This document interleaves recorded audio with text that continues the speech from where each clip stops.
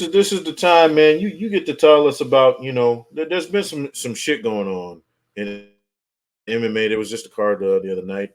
Boxing is kind of been popping the last couple of weeks. We got some news going on, some headlines, but we've also had some decent fight cards, bro.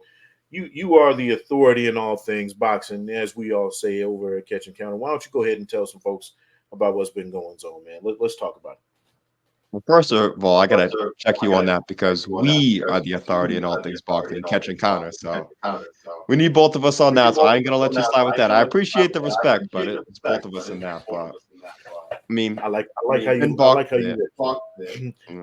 as Nate mentioned before you begin the pre-show, boxing is built on stars, and I think that's definitely what kind of it helps the sport, and it's also what hurts the sport at times. Is the stars, the lack of stars, and the lack of compelling matchups. I think the one matchup everybody wants to see is Canelo and David Benavidez. We've seen reports that maybe that isn't going to be a fight for this year. Benavidez might be now moving up to fight Alexander Vosdik, which is the classic boxing thing where that's a pretty good fight on paper, but it's not the fight that we want. Tank Davis is going to fight Frank Martin, which is a very good fight. Frank Martin is, I think, the best athlete that Tank has fought. Maybe not the most accomplished guy, but I want to see how accomplished a guy who can move around and has a skill set and an athletic foundation similar to he has. But again, it's not kind of the fight that we want. A Tank Davis against a Shakur Stevenson or a Tank Davis against a Devin Haney. Devin Haney's also fighting Ryan Garcia, which I know, Nibs, we don't see that as a competitive fight, but it is still a big fight for the sport, numbers wise. So I think boxing is getting closer. You're seeing a lot more matchups that we want to see, but we're still missing, I think, those key matchups to kind of push it back all the way into the mainstream. I think we're right there. If we get Canelo and Benavidez this year, if we were to get Tank Davis and a Devin Haney or Shakur Stevenson, I think you could push boxing because I think it's on its way back into the mainstream. A lot at least heard of guys and start to follow its trends now.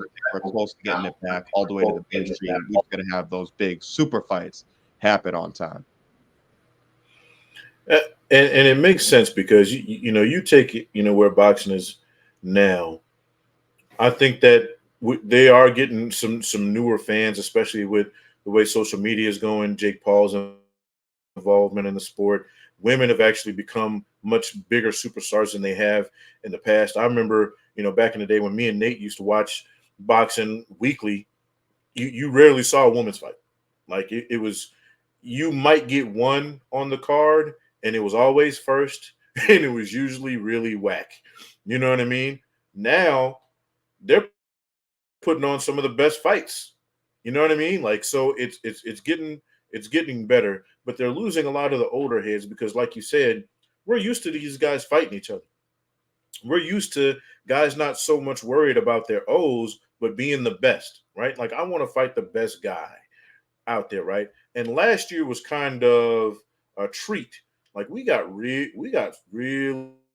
good ass fights last year. We were almost spoiled by how great that year is. So I think people are going to be disappointed when we're not getting the Canelo and Benavidez. We're not getting the Devin Haney versus Shakur or Tank Davis. What do you see as far as the upcoming fights to get fight fans back excited? What are some fights that you think will actually get made that are going to be like, hey, this is something you should get excited for? Well, I mean, even just first and foremost, I think boxing, a lot of times people say it goes as far as the heavyweight division goes. So we are going to get Alexander Usyk and Tyson Fury for the undisputed title. Now in America, those aren't huge names. It's not as big as it over here as a fight between like Wilder and Joshua would have been a bunch of years ago. But it is still for the undisputed heavyweight championship, I think. Now it's in Saudi, so I'm not sure they don't even really care to promote it as much over here. But I think if promoted the right way with the right storylines, I think it could be a big fight. It just comes down to the stars. I mean, Canelo, it seems like he may be fighting Jamal Charlo, potentially, Jaime Munguia, maybe someone like that. But I think the Canelo and Benavidez fight is the big fight. I think even a guy we have right here, as I'm trying to get the camera messed up, but Terrence Crawford, who obviously had a huge fight with Errol Spence.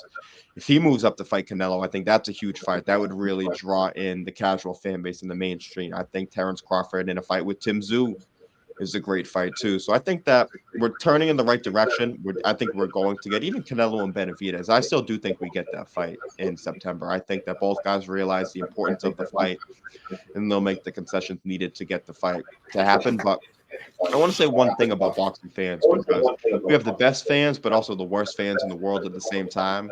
Because we 100% don't get what we want a lot of times, but even when we do, I think we don't appreciate it as much as we should. We get a guy even like I got up here, Errol Spence. He waited probably at his division a bit too long to fight a guy like Terrence Crawford, but he gave us the fight that we wanted. He bought into concessions. He gave up some chips on the negotiation table. He gave up. He waited a bit, did all these things, but now he loses a big fight. And what are people saying? Oh man, he was a hype job. Man, was he ever that good? He's overrated. Same thing with Stephen Fulton in a way. Same thing with all these guys. And they fail to realize that your favorite fighter, they all lost for the most part. Marvin Hagler, I'm from Brockton, Massachusetts. Marvin Hagler is my favorite fighter of all time. He's got 3 losses on his record. Now you can argue about those losses. I love him. I don't think he beat Sugar Ray Leonard. Muhammad Ali, the biggest athlete probably of all time. He's got some losses. Sugar Ray Leonard, all Roberto Durant, Tommy Hearns, all these guys had losses. And I think as soon as the fans can accept that guys can have losses against other great guys and still be great, I think the fighters will also be more willing to put everything on the line. Some of them might look at it and say, "Hey, if I take this fight and get this big fight, oh, if I win, they'll call me a legend, this and that. But if I lose, they're just going to call me a bum and say I was never good and I was manufactured and all those things." So fans do have a right to complain without a doubt, but I think sometimes they go too overboard and they themselves kind of hurt the sport also.